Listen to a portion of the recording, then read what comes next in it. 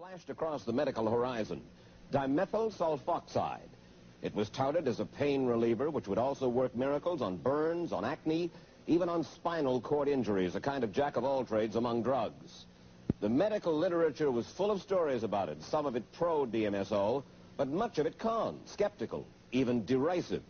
The Journal of the American Medical Association editorialized against it, and the FDA, the Food and Drug Administration, refused to okay it for general use, said it had never been proved effective.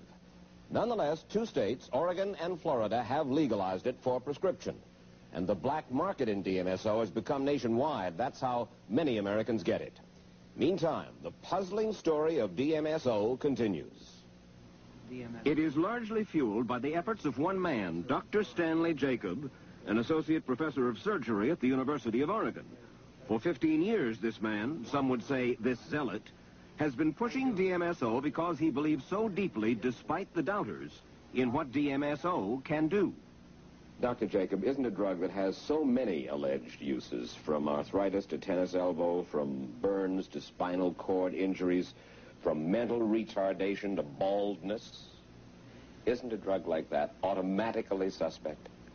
No question. And I think that that's one of the reasons it's having problems. And if I had to do all over again, maybe the major mistake that I made, Mike, in the beginning was to tell it the way it was. I think if I would have said it was good for a sprained ankle, but only if the ankle sprain were on the left side, DMSO might be approved today. Because its use is legal in Oregon, patients make the journey to Dr. Jacob's office there almost as if it were a domestic Lourdes.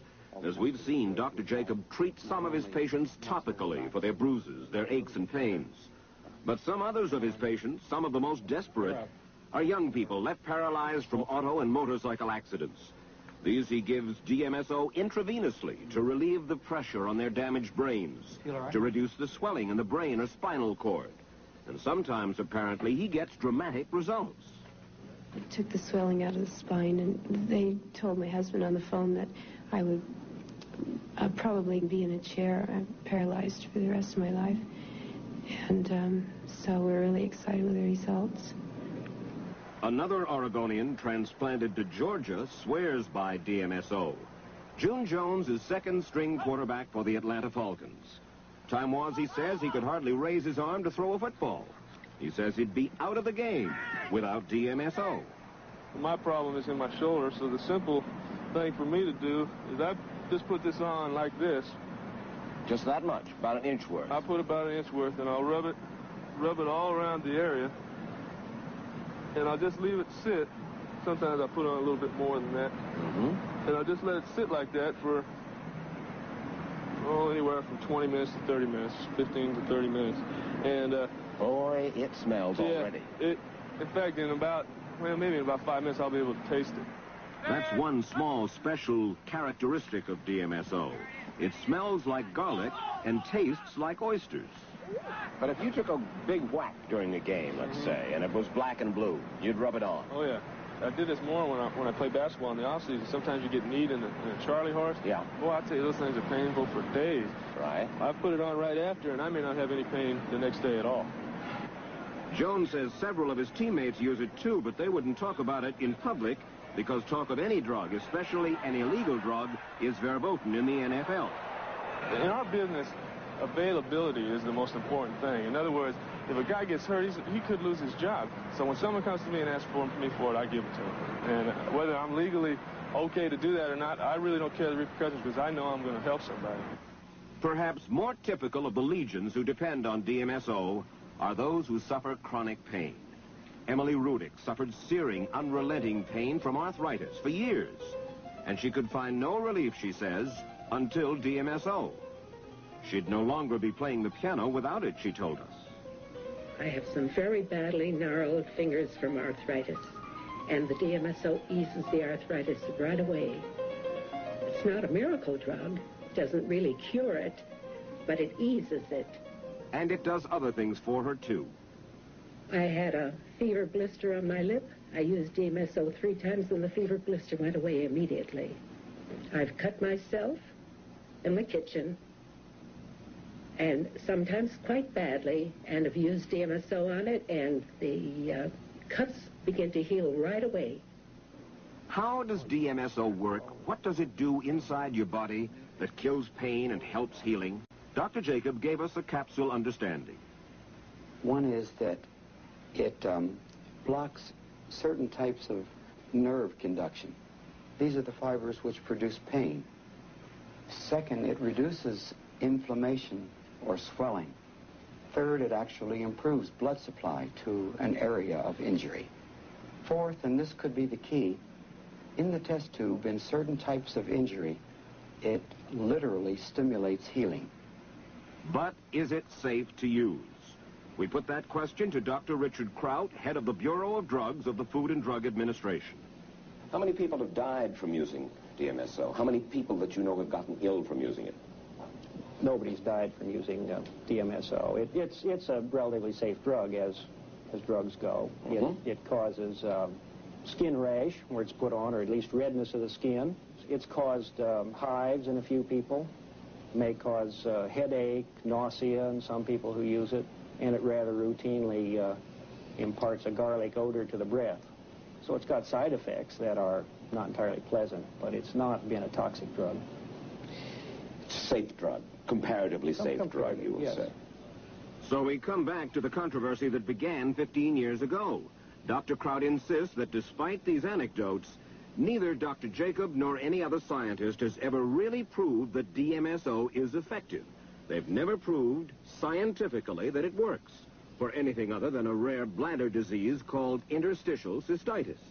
I think people are rooting for the drug, in a sense, rooting for the investigators to come through, give us the right kind of evidence that stands up under scientific scrutiny. Well, and that's how simple it is with DMSO. So I put a sampling of apparently credible scientific evidence before Dr. Crowd. Are you familiar with dimethyl sulfoxide in Musculoskeletal Disorders, Journal of American Medical Association? Yes. Topical Pharmacology and Toxicology of DMSO, Journal of Medical Association. A double-blind clinical study, DMSO for acute injuries and inflammations, current therapeutic research. Yes. Treatment of erytitis and erysionitis with topical DMSO. An entire book on the subject of dimethyl sulfoxide by D. Martin and H.G. Hawthorne. So it's not as though this is some quack remedy that a few people have used and swear by. There is a considerable body of scientific investigation undertaken. That's right. With some very key holes in that body of evidence. And those keyholes are? Controlled trials demonstrating that it really works for some of the claims that it's touted for. But controlled trials with DMSO are difficult because that would involve something called double-blind tests, where neither patient nor investigator knows who is getting a drug, who is getting a placebo. And that can't be done with DMSO because the smell of the drug gives it away. What the FDA says is needed is proper testing. And that, for instance, is to treat comparable groups of patients with and without the drug over a long enough time to evaluate its consequences, good or bad. And this, say the doubters in the medical establishment, has just not been done with DMSO. The National Academy of Sciences, you know, looked over a lot of the work that has been published about DMSO, right? Yes, they did. And the National Academy of Sciences Committee said, in effect, that only a few were scientifically sound, that most of the DMSO studies have been inadequately set up and carried out. I don't agree with that conclusion because I personally have published several dozen articles on DMSO, and I've been associated with 2 New York Academy of Sciences symposia. There was no one on that committee, Mike, who had actually ever treated a patient with DMSO, to my knowledge. And I think that makes a difference. This young mother, Sandy Sherrick of Riverside, California, suffered severe whiplash and nerve damage in an automobile accident 2 years ago. When we first met her last November, she was in agony. No painkiller, no therapy, no doctor, it seemed, could help. Oh, the pain was extremely bad. I was to the point where I cried continuously. I did not cook meals. I did not clean. I barely got myself dressed. And this went on for how long? Months. They finally got to the point where they just told me, you're going to have to live with it. The weather's going to affect you, and you're just simply going to have to live with it. Then she heard about DMSO. And as a last resort, Sandy Sherrick, as you can see, still very much in pain, flew to Portland, Oregon to be treated by Dr. Jacob. We went with her. She received her first dosages intravenous. This will run in about an hour and a half, Sandy. I can taste it. You can taste it? Already. Ready? Don't be too disappointed. Already. Ready? Don't be too disappointed if after the first one you're not significantly improved. Okay? Let's just see what happens. 24 hours later, there was no real improvement. Besides, she had become nauseous from the treatment. Bend to one side. Bend to the other. Now, do you have any more mobility or about the same mobility? I think about the same. By the third day, she was feeling a little better. You began to see it in her face. Well, I didn't have to take any more medicine. How long has it been since you haven't had to take medicine? Over 2 years. Before she left for home, Dr. Jacob showed her where and how to apply DMSO topically to her neck and back. Now, when you put it on, don't rub it too hard. You just have to apply it to the skin, and it goes in. Let it dry over 20 minutes to a half an hour. It won't be totally dry, but anything left, you can just wipe off. That was last November. This is Sandy Sherrick 2 months later back at her Riverside, California home. Oh, the pain's gone. The pain is totally, completely gone from my neck. You're serious? I'm telling the truth, the honest to God truth. You can do anything? Can you do housework? Yes, I can. Drive a car? Yes. Lift stuff? I have not found anything I can't do. We asked Dr. Jacob to come on down, take another look at you, and to talk to you and us together. Okay? Okay. Now, could you bend your head to the left side? Any discomfort? None. Okay, now how about to the right side? Any discomfort? No. Sandy, if you had done this 3 months ago, 4 months ago, what would have happened? I would have been in pain. He wouldn't have been able to touch me. When a woman has been in pain for 2 years and has an injection of or topical application of DMSO, and suddenly a miracle happens. When a quarterback for the Atlanta Falcons has been using it off and on for years and says, I swear by, I'm telling you, my arm is better. I throw faster, straighter, better. When you get testimonial after testimonial, I ask you, what's wrong with those testimonials? Nothing's wrong with them. They may be right, but they don't get they don't provide the scientific evidence that's necessary for acceptance by scientists. It's not just the FDA that's skeptical, not just the medical establishment. The drug companies don't have much enthusiasm for DMSO either. Why? Jacob and others say it's because DMSO is a common chemical solvent that can be manufactured for $4 a quart, on which no drug company can get an exclusive patent. Therefore, there is no big financial return available.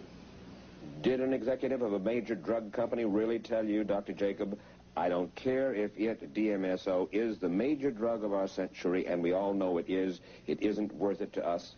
I was told that if DMSO were approved, it would be competitive, and they didn't hold the patents. Yes, I was told that. And you will not tell us? I would not tell you the name of the drug company or the individual. Why? It's the only question I will not answer. I'll answer any other question. I think it's a fact of life that drug companies are not going to invest in something unless they think there's some financial return. But we come back to the main reason for the FDA's objection to DMSO, that a story like Sandy Sherrick's doesn't take the place of a scientific test. Well, that's fine. I can understand their feeling, but they've got to be able to look at the test results and take me as an individual. I have no reason to say it does work or it doesn't. All I can say is what it's done for me personally. It worked for me. 2 footnotes. DMSO is now available for treatment of assorted ailments in Western Europe, the Soviet Union, Japan, and Latin America. And tomorrow morning in Washington, the House Committee on Aging begins an inquiry into why DMSO is not available to all Americans for any appropriate ailment, including plain and simple pain.